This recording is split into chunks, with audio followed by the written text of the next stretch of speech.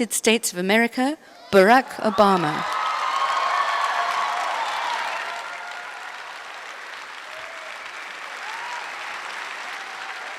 Thank you. Hey.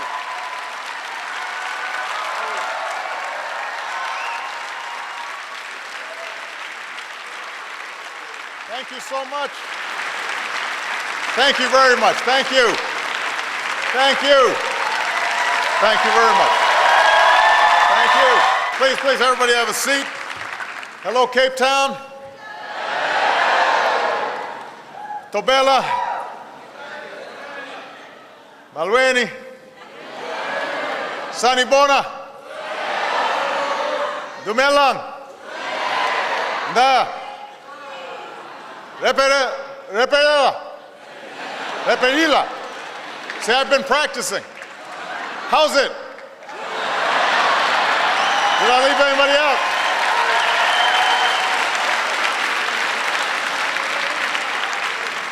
All right, I didn't want to leave anybody out here. I want to thank Vice Chancellor Max Price, who's here, and as well as Archbishop Nongonkulu. It's wonderful to have them in attendance. I am so happy to be here today. It is wonderful to see all of these outstanding young people. I just had the honor of going to Robben Island with Michelle and our two daughters this afternoon. And this was my second time. I had the chance to visit back in 2006, but there was something different about bringing my children. And Malia's now 15, Sasha is 12, and seeing them stand within the walls that once surrounded Nelson Mandela, I knew this was an experience that they would never forget. I knew that they now appreciated a little bit more the sacrifices that Madiba and others had made for freedom. But what I also know is that because they've had a chance to visit South Africa for a second time now, they also understand that Mandela's spirit could never be imprisoned, because his legacy is here for all to see. It's in this auditorium. Young people, black, white, Indian, everything in between.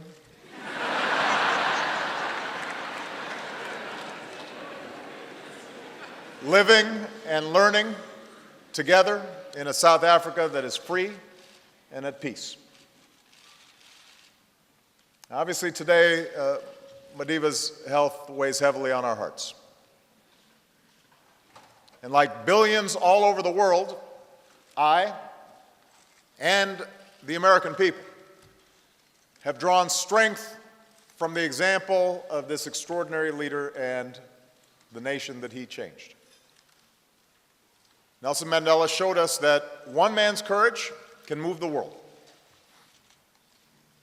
And he calls on us to make choices that reflect not our fears, but our hopes in our own lives and in the lives of our communities and our countries. And that's what I want to speak to all of you about today. Now, some of you may be aware of this, but I actually took my first step into political life because of South Africa. This is true.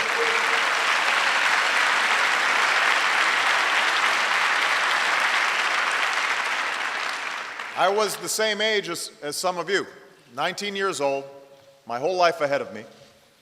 I was going to school on a campus in California, not quite as pretty as this one, but similar. And I must confess, I was not always focused on my studies.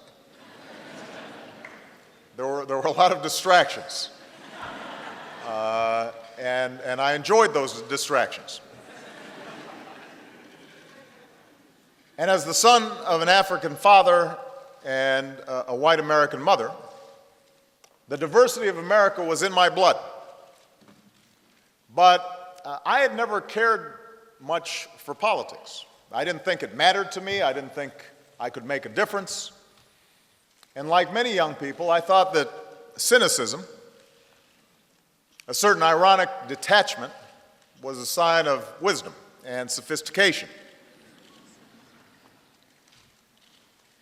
But then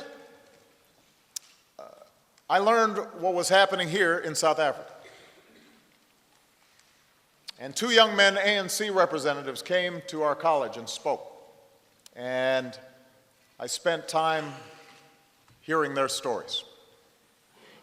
And I learned about the courage of those who waged the Defiance campaign and the brutality leveled against innocent men, women, and children from Sharpsville to Soweto. And I studied the leadership of Ituli and the words of Biko and the example of Madiba. And I knew that while brave people were imprisoned just off these shores on Robben Island, my own government in the United States was not standing on their side.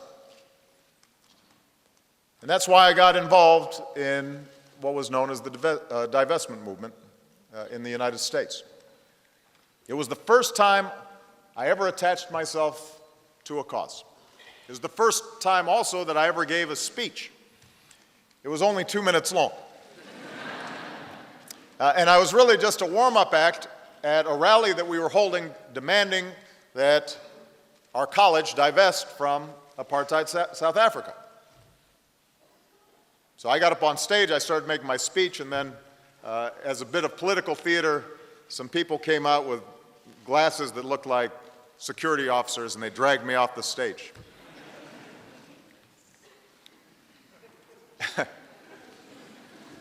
Fortunately, there are no records of this speech.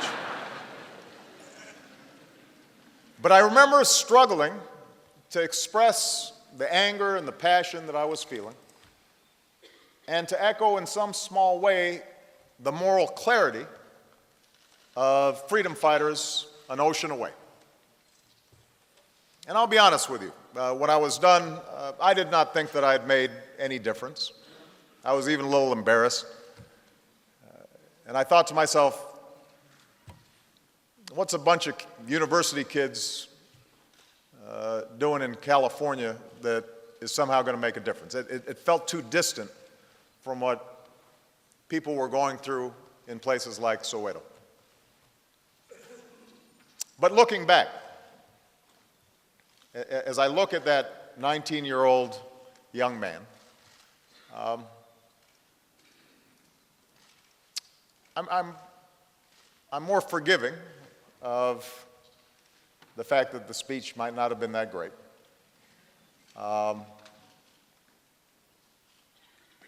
Because I know now that something inside me was stirring at the time, something important.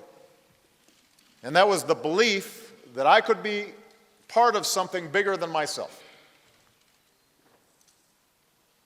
That my own salvation was bound up with those of others.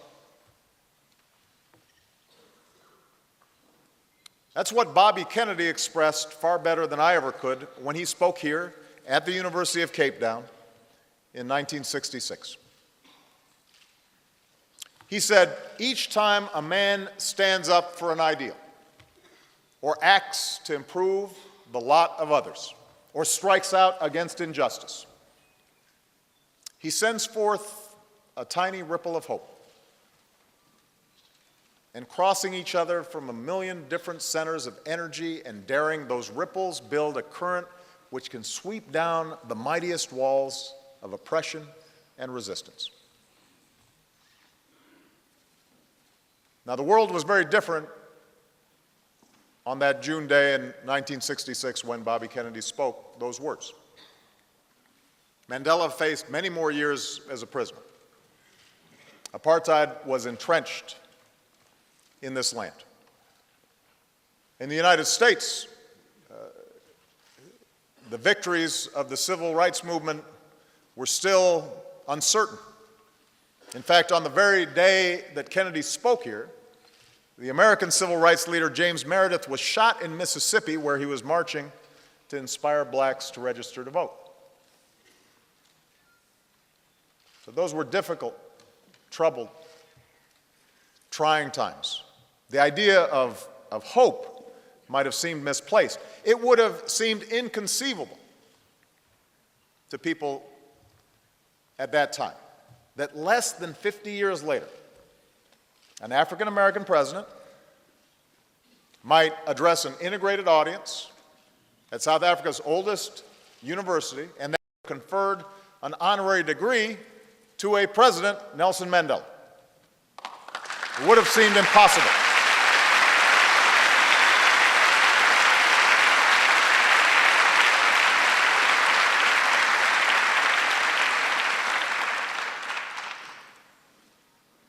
That's the power that comes from acting on our ideals.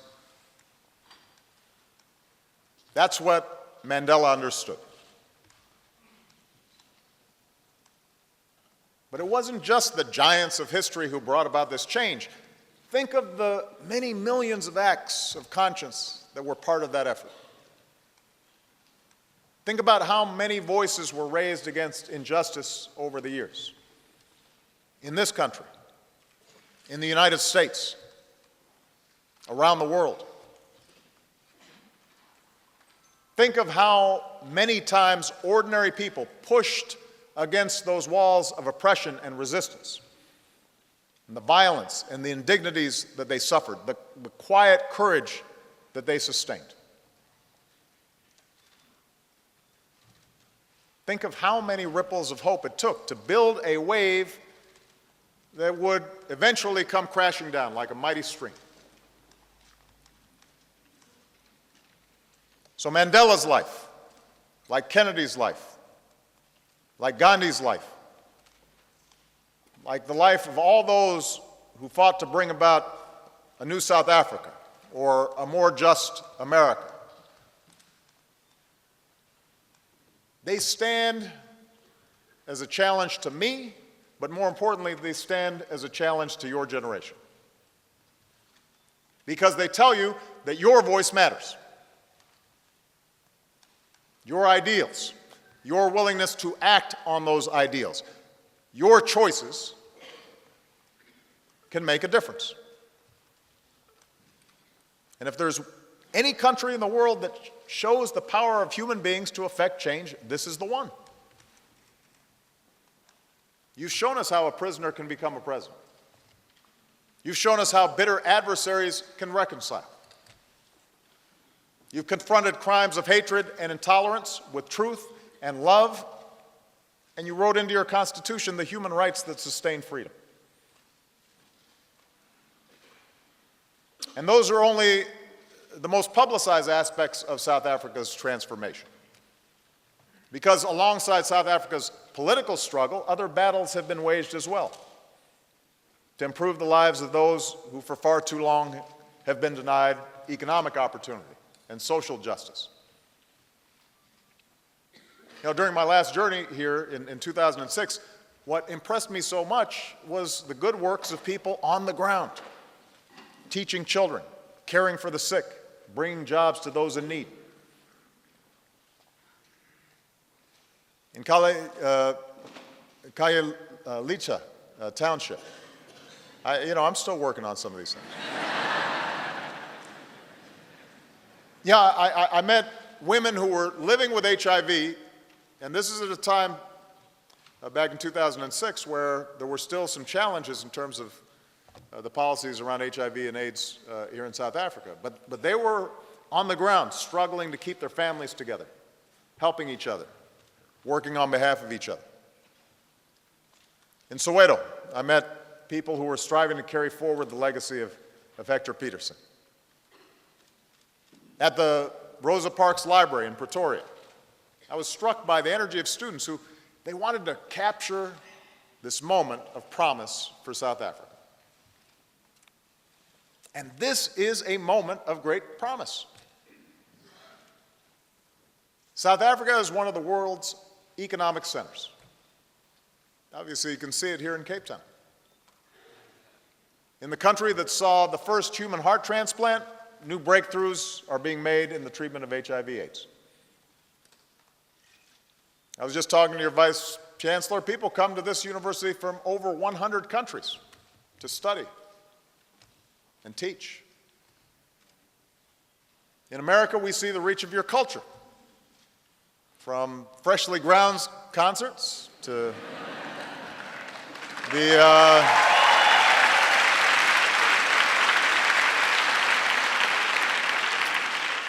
we've got the Nando's just a couple of blocks from the White House. And thanks to the first World Cup ever held on this continent, the world now knows the sound of the vuvuzela.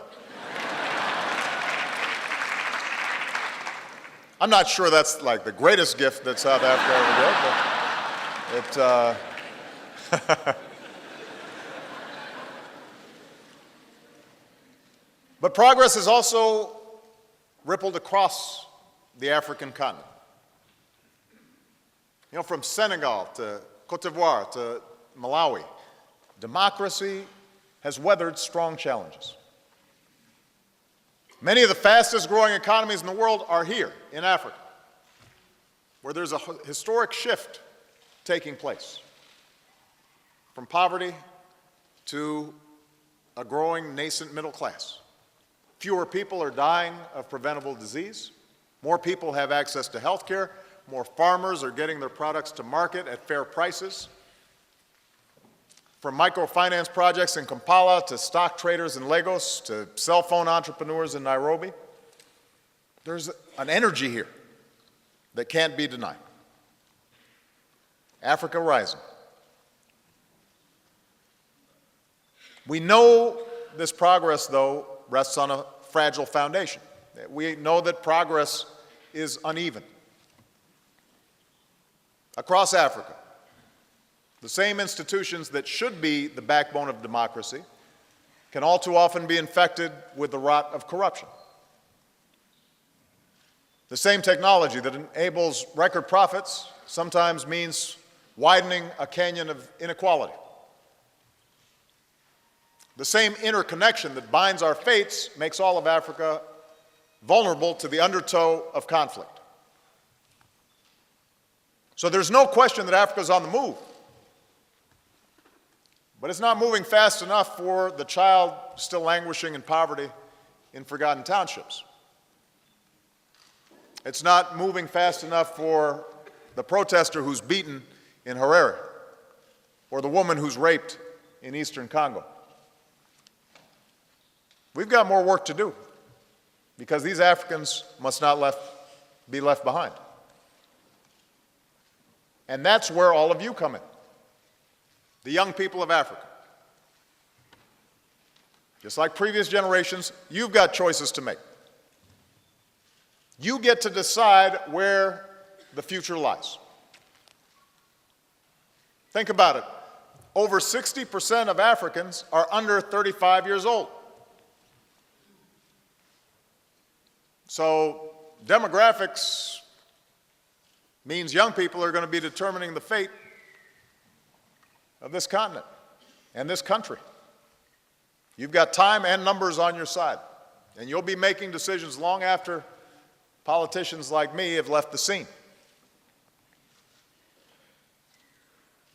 And I can promise you this, the world will be watching what decisions you make. The world will be watching what you do. Because one of the wonderful things that's happening is where people used to only see suffering and conflict in Africa, suddenly now they're seeing opportunity for resources, for investment, for partnership, for influence. Governments and businesses from around the world are sizing up the continent, and they're making decisions themselves about where to invest their own time and their own energy. And as I said yesterday at a town hall meeting up in Johannesburg, that's a good thing. We want all countries, China, India, Brazil, Turkey, Europe, America, we want everybody paying attention to what's going on here. because it speaks to your progress. And I've traveled to Africa on this trip because my bet is on the young people who are the heartbeat of Africa's story. I'm betting on all of you. As President of the United States, I believe that my own nation will benefit enormously if you reach your full potential. If prosperity is broadly shared here in Africa, that middle class will be an enormous market for our goods. If strong democracies take root, that will enable our people and businesses to draw closer to yours. If peace prevails over war, we will all be more secure. And if the dignity of the individual is upheld across Africa, then I believe Americans will be more free as well, because I believe that none of us are fully free when others in the human family remain shackled by poverty or disease or oppression. Now, America's been involved in Africa for decades, but we are moving beyond the simple provision of assistance, foreign aid, to a new model of partnership between America and Africa, a partnership of equals that focuses on your capacity to solve problems and your capacity to grow. Our efforts focus on three areas that shape our lives: opportunity, democracy, and peace. So first off, we want a partnership that empowers Africans to access greater opportunity in their own lives, in their communities, and for their countries. As the largest economy on the continent, South Africa is part of a trend that extends from south to north, east to west. More and more African economies are poised to take off. And increased trade and investment from the United States has the potential to accelerate these trends, creating new jobs and opportunities on both sides of the Atlantic. So I'm calling for America to up our game when it comes to Africa. We're bringing together business leaders from America and Africa to deepen our engagement. We're going to launch new trade missions and promote investment from companies back home. We'll launch an effort in Addis to renew the African Growth and Opportunity Act to break down barriers to trade. And tomorrow I'll discuss a new Trade Africa initiative to expand our ties across the continent. Because we want to unleash the power of entrepreneurship and markets to create opportunity here in Africa. It was interesting, yesterday at the town hall meeting I had with a number of young people. First three questions had to do with trade. Because there was a recognition, these young people said, I want to start something. I want to build something, and then I want to sell something. Now, to succeed, these efforts have to connect to something bigger. And for America, this isn't just about numbers on a balance sheet or the resources that can be taken out of the ground. We believe that societies and economies only advance as far as individuals are free to carry them forward. And just as freedom cannot exist when people are imprisoned for their political views, true opportunity cannot exist when people are imprisoned by sickness or hunger or darkness. And so the question we've been asking ourselves is, what will it take to empower individual Africans? For one thing, we believe that countries have to have the power to feed themselves. So instead of shipping food to Africa, we're now helping millions of small farmers in Africa make use of new technologies and farm more land. And through a new alliance of governments and the private sector, we're investing billions of dollars in agriculture that grows more crops, brings more food to market, gives farmers better prices, and helps lift 50 million people out of poverty in a decade.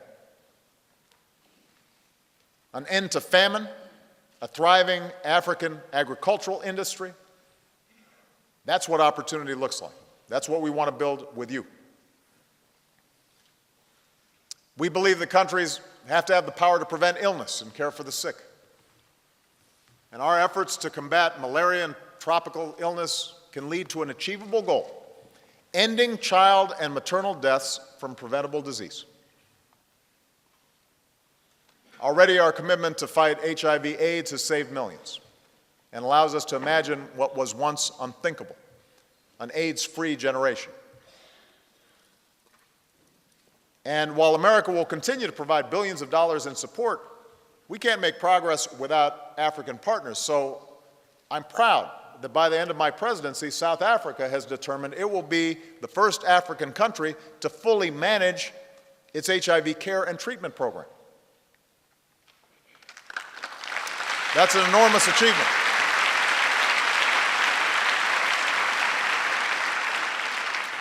Well, healthy mothers, healthy children, strong public health systems, that's what opportunity looks like. And we believe that nations must have the power to connect their people to the promise of the 21st century. Access to electricity is fundamental to opportunity in this age. It's the light that children study by, the energy that allows an idea to be transformed into a real business. It's the lifeline for families to meet their most basic needs. And it's the connection that's needed to plug Africa into the grid of the global economy. You've got to have power. And yet 2/3 of the population in sub-Saharan Africa lacks access to power. And the percentage is much higher for those who don't live in the cities. So today I'm proud to announce a new initiative. We've been dealing with agriculture, we've been dealing with health. Now we're going to talk about power. Power Africa, a new initiative that will double access to power in sub-Saharan Africa. Double it.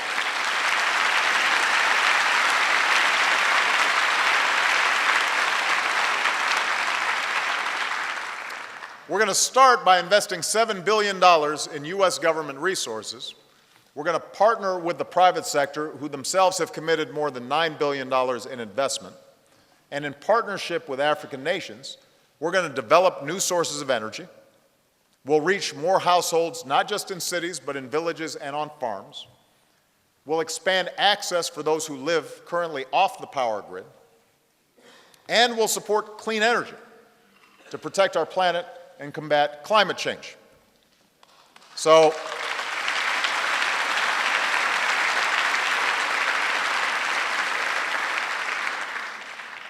a light where currently there's darkness. The energy needed to lift people out of poverty. That's what opportunity looks like. So this is America's vision: a partnership with Africa that unleashes growth and the potential of every citizen, not just a few at the very top. And this is achievable. There's nothing that I've outlined that cannot happen. But history tells us that true progress is only possible where governments exist to serve their people and not the other way around.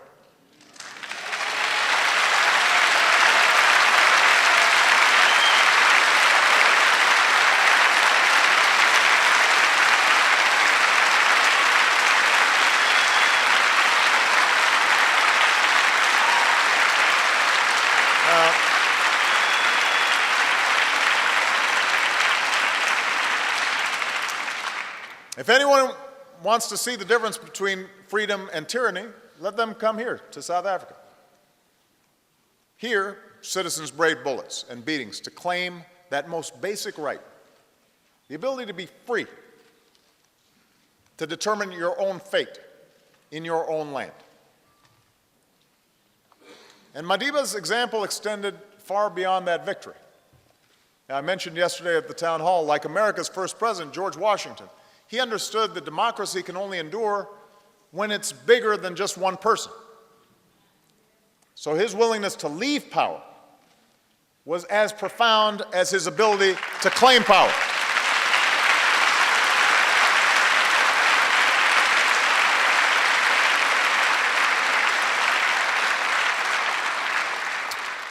The good news is that this example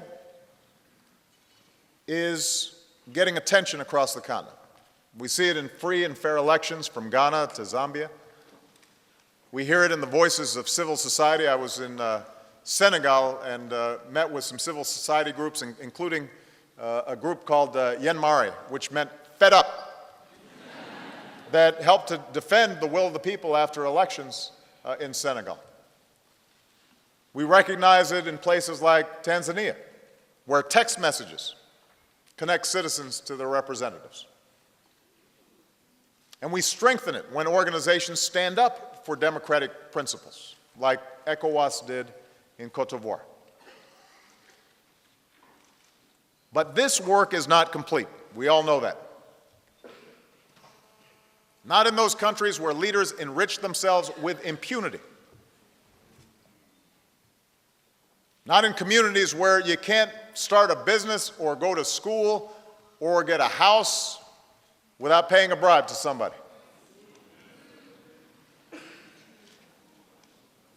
These things have to change.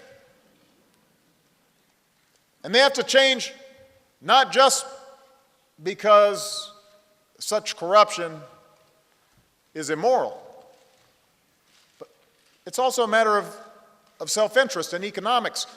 Governments that respect the rights of their citizens and abide by the rule of law do better, grow faster, draw more investment than those who don't. That's just a fact.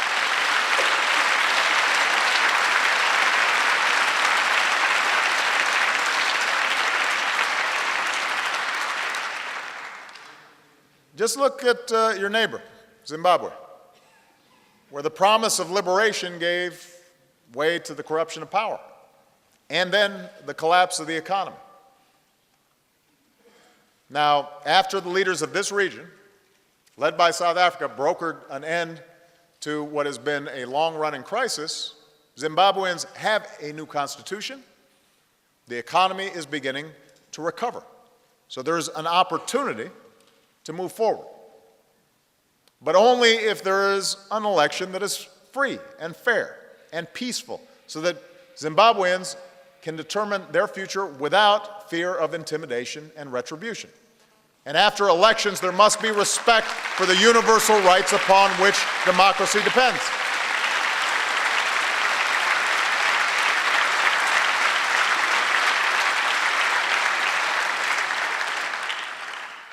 These are things that America stands for. Not perfectly, but that's what we stand for. That's what my administration stands for. We don't tell people who their leaders should be, but we do stand up with those who support the principles that lead to a better life. And that's why we're interested in investing not in strong men, but in strong institutions. Independent judiciaries that can enforce the rule of law, honest police forces that can protect the people's interests instead of their own.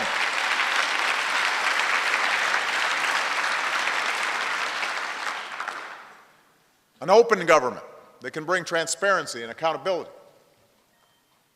And yes, that's why we stand up for civil society, for journalists and NGOs and community organizers and activists who give people a voice.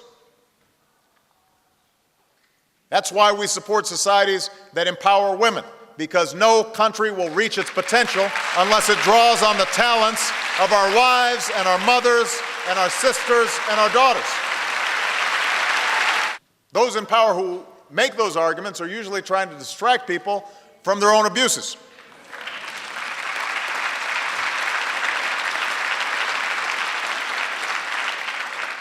Sometimes they're the same people who, behind closed doors, are willing to sell off their own country's resources to foreign interests just so long as they get a cut.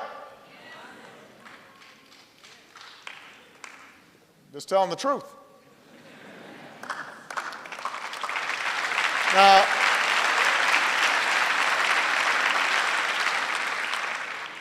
ultimately, I believe that Africans should make up their own minds about what serves African interests.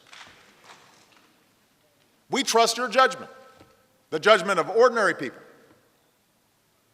We believe that when you control your destiny,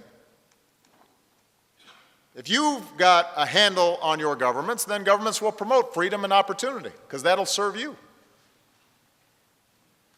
And it shouldn't just be America that stands up for democracy. It should be Africans as well. So here in South Africa, your democratic story has inspired the world.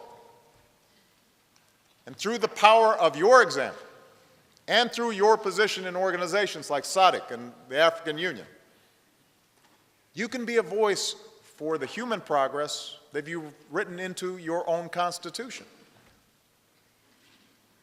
You shouldn't assume that that's unique to South Africa. People have aspirations like that everywhere.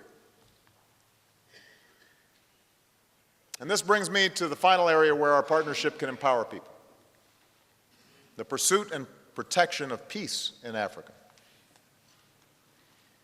So long as parts of Africa continue to be ravaged by war and mayhem, opportunity and democracy cannot take root. Across the continent, there are places where too often fear prevails.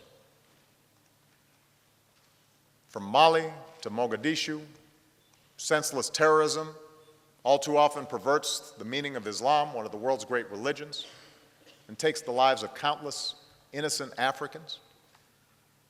From Congo to Sudan, conflicts fester, robbing men and women and children of the lives that they deserve. In too many countries, the actions of thugs and warlords and drug cartels and human traffickers hold back the promise of Africa, enslaving others for their own purposes. Now, America cannot put a stop to these tragedies alone, and you don't expect us to. That's a job for Africans. But we can help, and we will help. I know there's a lot of talk of America's military presence in Africa, but if you look at what we're actually doing, time and again, we're putting muscle behind African efforts. That's what we're doing in the Sahel, where the nations of West Africa have stepped forward to keep the peace as Mali now begins to rebuild. That's what we're doing in Central Africa, where a coalition of countries is closing the space where the Lord's Resistance Army can operate. That's what we're doing in Somalia, where an African Union force, AMISOM, is helping a new government to stand on its own 2 feet.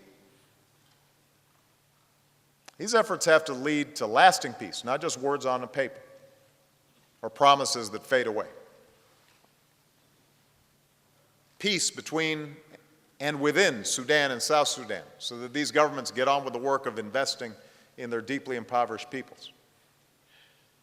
Peace in the Congo, with nations keeping their commitments so rights are at last claimed by the people of this war-torn country, and women and children no longer live in fear. Absolutely.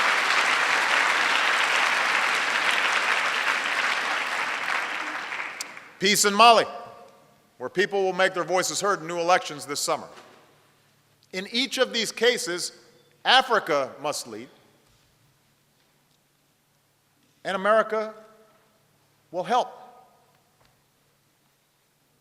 And America will make no apology for supporting African efforts to end conflict and stand up for human dignity.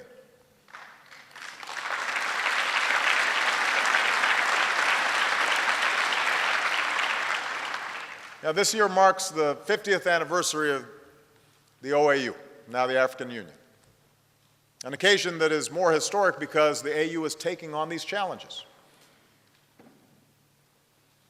And I want America to take our engagement, not just on security issues, but on environmental issues and economic issues and social issues, educational issues. I want to take that engagement to a whole new level. So I'm proud to announce that next year, I'm going to invite heads of state from across sub-Saharan Africa to a summit in the United States to help launch a new chapter in U.S.-African relations.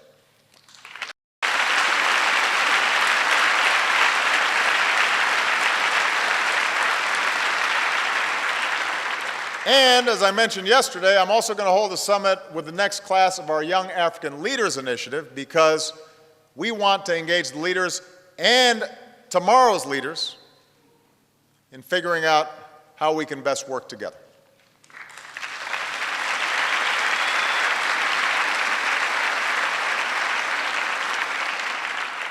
So let me close by saying this. Governments matter. Political leadership matters. And I do hope that some of you here today decide to follow the path of public service. It can sometimes be thankless, but I believe can also be a noble life. But we also have to recognize that the choices we make are not limited to the policies and programs of government. Peace and prosperity in Africa and around the world also depends on the attitudes of people. Too often, the source of tragedy, the source of conflict, involves the choices ordinary people make that divide us from one another. Black from white, Christian from Muslim, tribe from tribe. Africa contains a multitude of identities, but the nations and people of Africa will not fulfill their promise so long as some use these identities to justify subjugation, an excuse to steal or kill or disenfranchise others. And ultimately, that's the most important lesson that the world learned right here in South Africa. Mandela once wrote, "No one is born hating another person because of the color of his skin, or his background, or his religion. People must learn to hate. And if they can learn to hate, they can be taught to love. For love comes more naturally to the human heart than its opposite."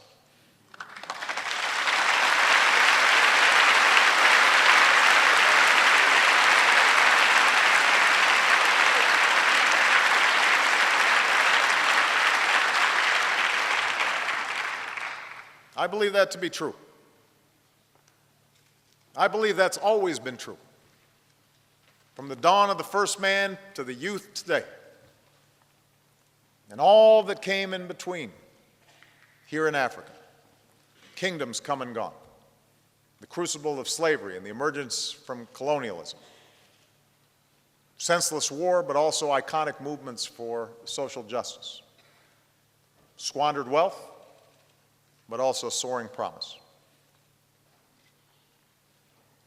Madiba's words give us a compass in a sea of change, firm ground amidst swirling currents. We always have the opportunity to choose our better history. We can always understand that most important decision, the decision we make when we find our common humanity in one another. That's always available to us, that choice. And I've seen that spirit in the welcoming smiles of children on Goree Island and the children of Mombasa on Kenya's Indian Ocean coast. That spirit exists in the mother in the Sahel who wants a life of dignity for her daughters, and in the South African student who braves danger and distance just to get to school.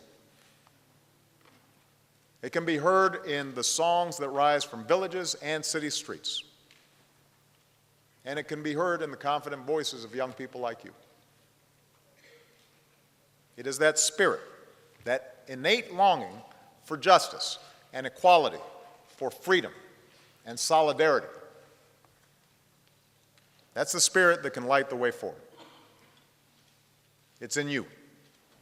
And as you guide Africa down that long and difficult road, I want you to know that you will always find the extended hand of a friend in the United States of America. Thank you very much. God bless you. Thank you. hasi